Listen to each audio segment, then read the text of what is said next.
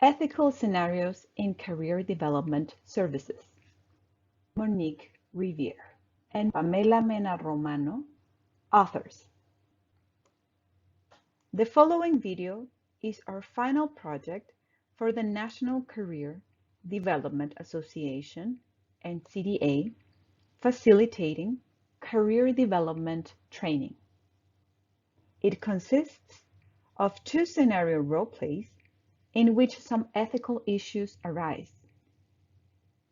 After each scenario is presented, you will have the chance to propose which ethical codes from the NCDA Code of Ethics Manual are involved in the situation, and compare them to the ones we found to be relevant. Our analysis may not necessarily include all possible codes to these scenarios. If you would like to go to a specific part of the video, skip ahead to the corresponding time specified in the description below. Scenario 1 Outline. Introduction to scenario. Role play of scenario. What do you think? Our ethical analysis and role play of a possible solution. Scenario 1. A client needs to find a job right away and is undocumented. The career services provider, or CSP, shares information about the client with their supervisor to seek guidance, but doesn't ask for the client's permission. Note: before watching the video, we recommend downloading the NCDA Code of Ethics. You will find the link to it in the description below. Role play of a scenario. Hi, Hi, Maria. How are you? I'm good. How are you? I'm doing well, thank you. So tell me, how can I help you today? Well, to be honest, I'm not that good. I'm a little bit stressed out because I really need to find a job as soon as possible. I have a pretty complicated situation with my family, and I haven't worked for a couple of months, and that's affecting my family and me. I'm sorry to hear that. So I'd like to learn a little bit more about, the situation that you're going through right now. You say you haven't worked for a couple of months, and it's a complicated situation. Can you tell me a little bit more about kind of the complication, just so that I can understand? Well, it's not so easy to say. Well, I understand, and I should tell you also, Maria, that whatever you share with me is confidential between you and me. Okay? Okay, thank you. Well, Okay. My parents and I came to the US when I was little. So we don't have papers. I see. Okay. All right. So when you say it's complicated, I understand that definitely would make job searching more difficult. And then you also mentioned that you haven't worked in a couple of months. What types of jobs are you currently looking for right now? So I was working in a seasonal job, but now that we're approaching winter, then that's gone. So I am searching for a high employee turnover job. So I guess that will make it easier for me to get the job. Unfortunately, the situation is complicated, and I don't know what to do, and my family rely on me having a job because they cannot work more than they do. My mom has like 5 jobs or so. So yeah. Okay. So, based on the information that you've given me, I do think that there are some possibilities of places where I could help you to look, some employers, as you mentioned, that may have like a higher turnover rate, and that may be more willing to work with you. I'll have to do some research and get back to you. And there also might be some organizations that can assist you with, getting the documents that you need, like working papers, possibly even a birth certificate or photo ID, so that you can look for additional work that's higher paying in the future. Does that sound like a good plan? Yeah, it does. Thank you. Thank you for your understanding. Okay. Yeah. All right. So I will look into that for you, and I'll follow up with you in a few days. I'll reach out to you and let you know when we can meet again. Okay. Okay. Looking forward to it. All right. Bye. All right. Take care. Bye bye.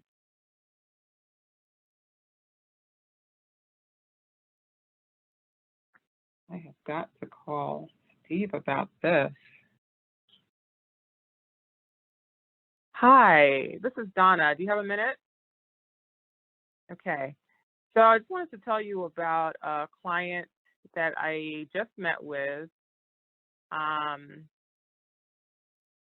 Yeah, you saw her. You saw her. Yes. Yeah. So yeah, I met with her, and she told me about some difficulties that she's having finding work. She's been out of work for a few months, and she mentioned, this complicated situation that's making it difficult, and then told me it's because she is undocumented. Yeah. And so, I told her I would do research. So I'm calling you basically to tell me what to do. Well, no, I just told her I'd do research. I didn't actually tell her I'd be sharing her information with someone else. Okay. All right. I understand. Okay. Thank you. What do you think? Which ethical codes from the NCDA Code of Ethics Manual do you think should be considered for Scenario 1? You may pause the video here to refer to the NCDA Code of Ethics. Our ethical analysis. According to our analysis, the following codes apply for Scenario 1. Section A, the professional relationship, codes A1A, A2A, A2C. Section B, confidentiality, privileged communication, and privacy, codes B1A, B1B, B1C, B1D, B2D, B3A, B3C, B3E, B6A, B6F, B6H, B8A, B8B, and B8C.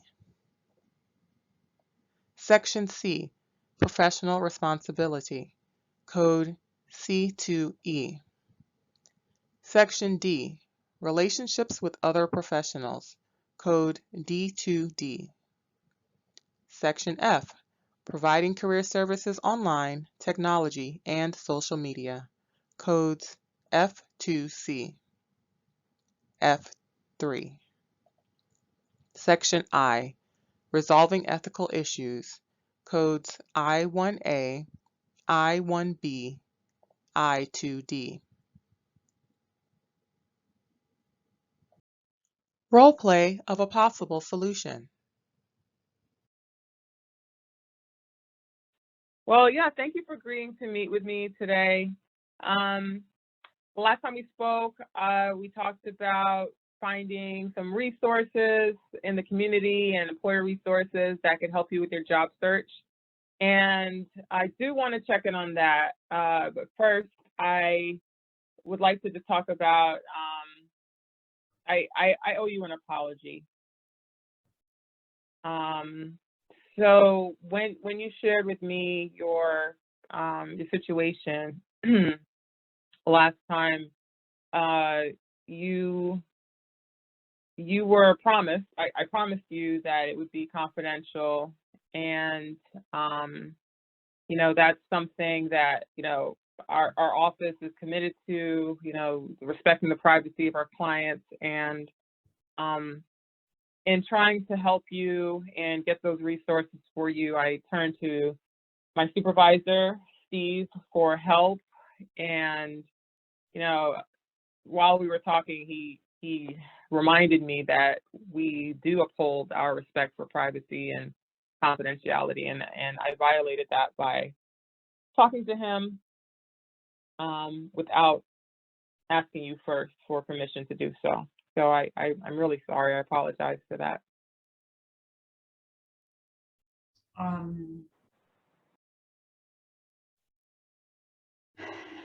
Well, I don't know what to say. I'm a little bit, I mean, I understand your intention to help me, but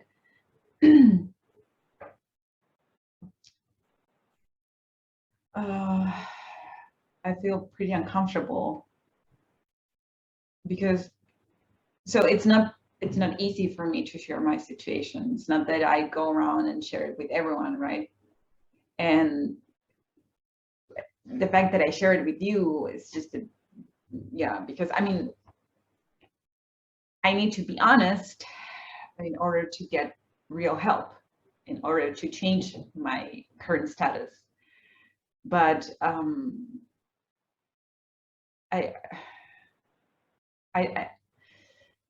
don't know. I guess that your supervisor won't be telling everyone. Yeah, I don't know. I don't know what to say.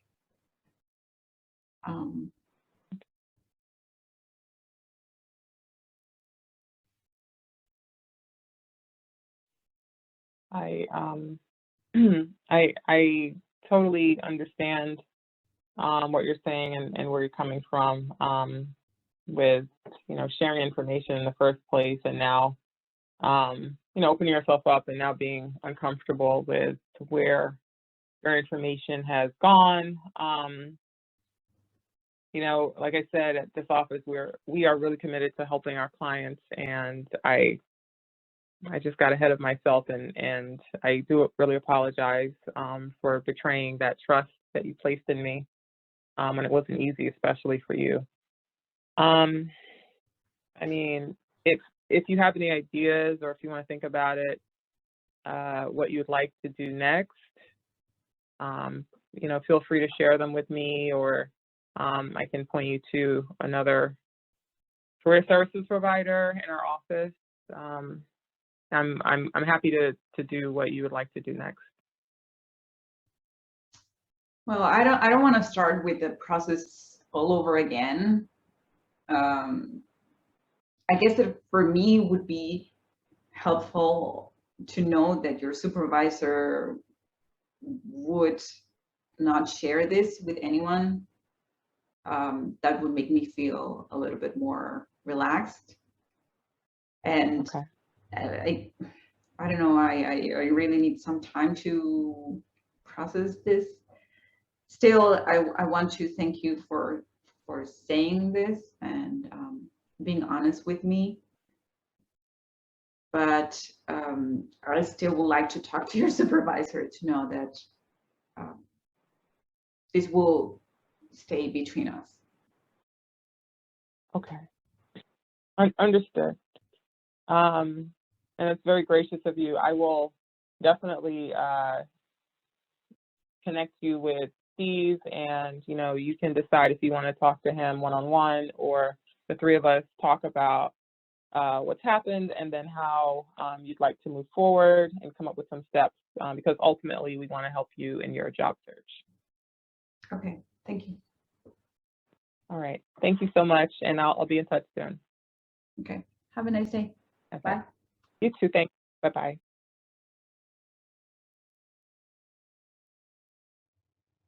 Scenario 2. Outline. Introduction to scenario.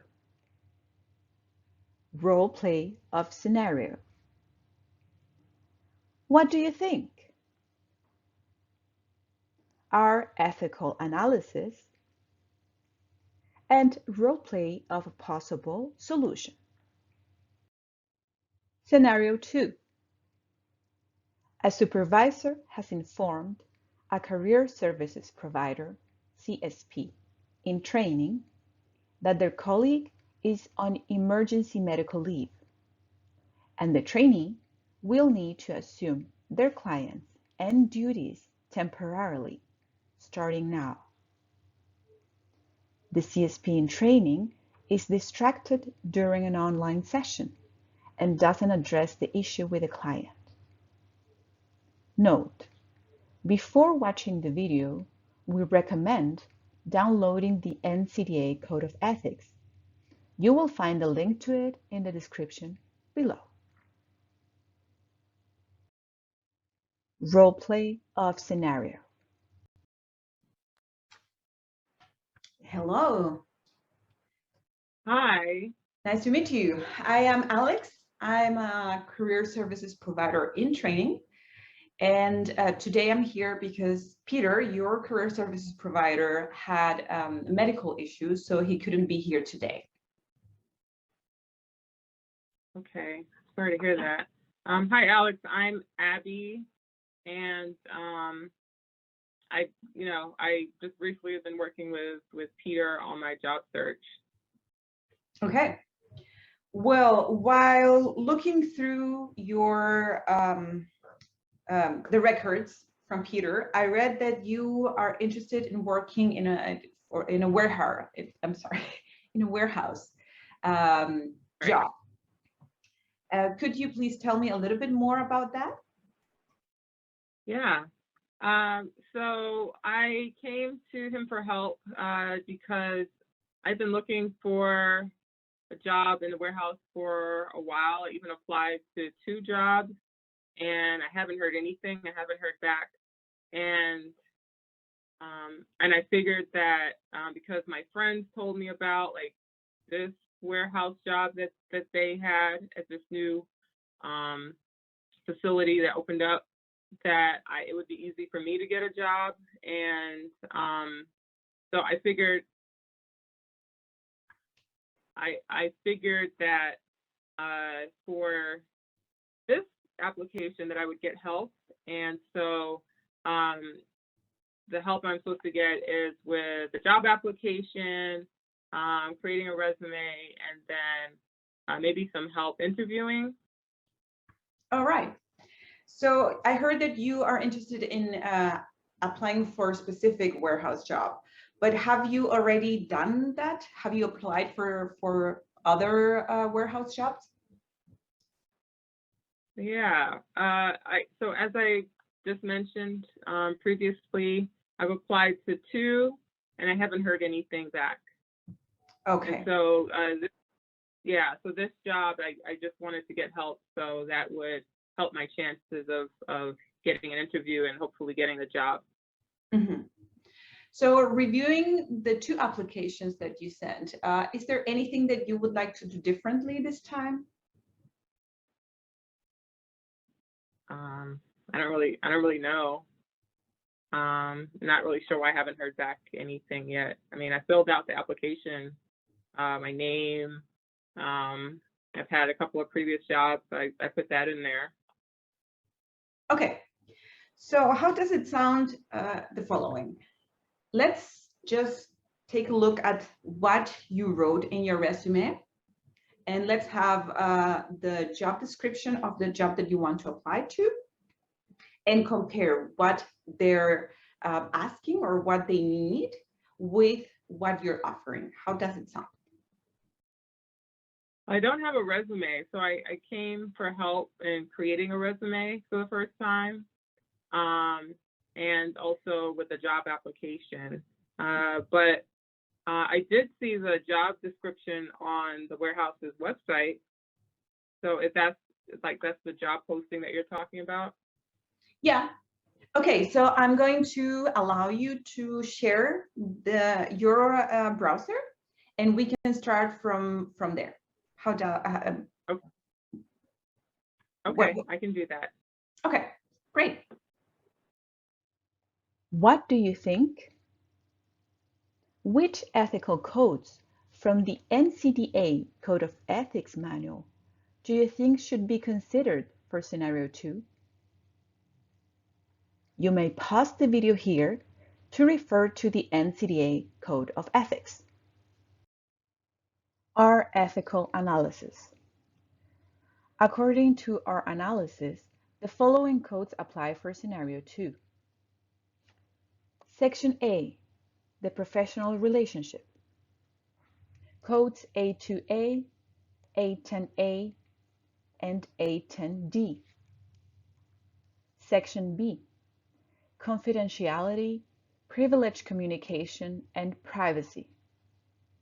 Codes B1D, B3C, B3E, B6F, and B6H.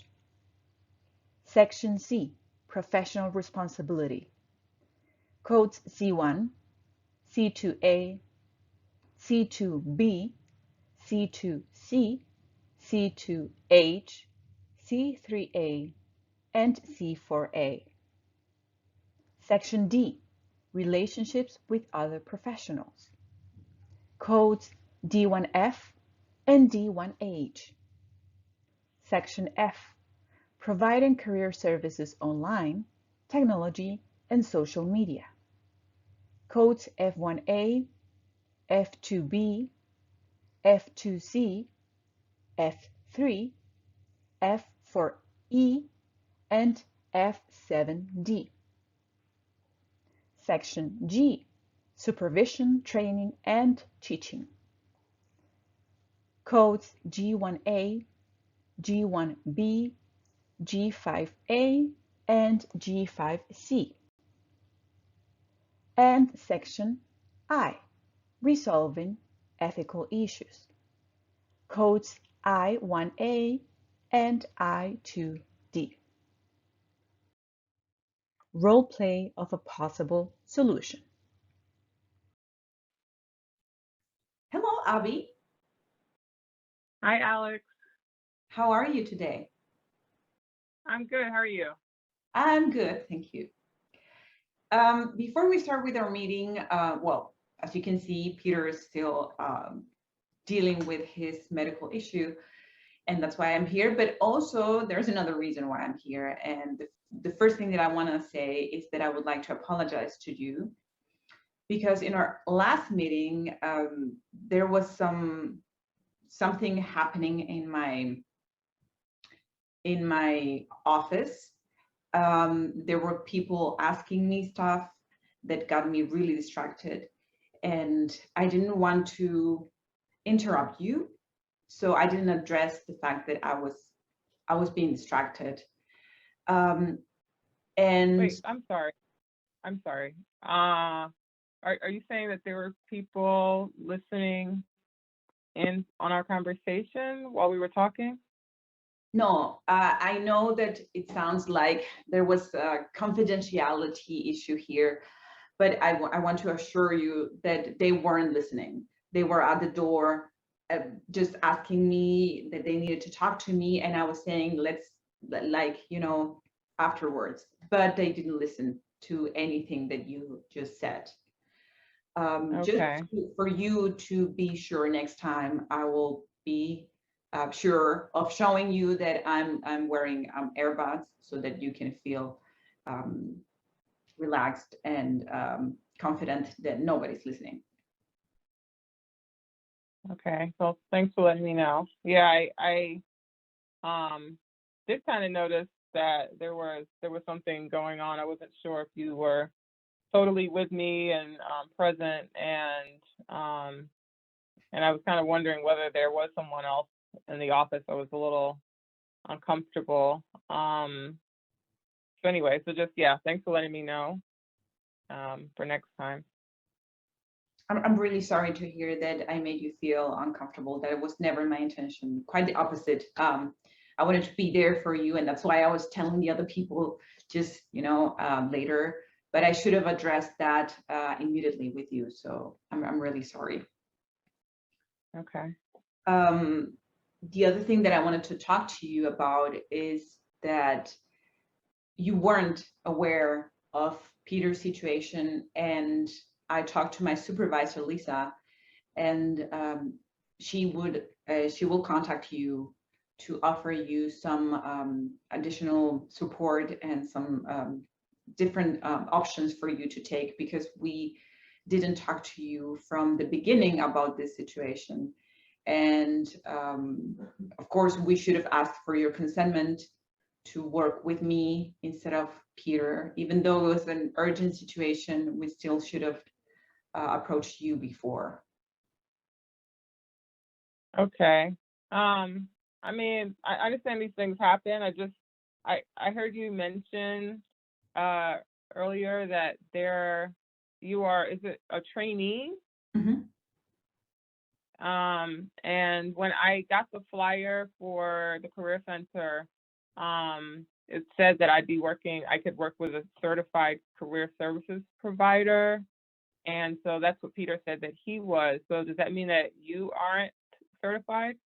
No, not yet. I'm in the final stage of my training, so I will be certified in a couple of weeks, but I'm still not certified. Yeah. Oh, okay. Well, thanks for letting me know. So you said that Lisa will be contacting me? Yes, she will contact you to offer you a certified career services provider. And of course, I apologize in the name of the agency, because it was a very difficult situation. We found out about Peter urgent medical situation just a couple of hours before the meeting, and we didn't want to let you alone and without the meeting, and that's why Lisa approached me. But again, we should have talked to you beforehand to know whether you were whether you would have agreed on working with me as a CSP, as a career services provider in training. Okay, thank you. I don't know if there's anything that I could do for you. Yeah, I'll have to think about kind of moving forward, but at this point, I really do need help right now, and I did get the document together that you asked for so that we could create a resume. And so if you're able today to just take a look, that would help me a lot. Yeah, for sure. That's what I'm here for. Okay, so let's take a look at what you sent me, and we can start working from there. Okay, great. And thank you for your understanding. Sure.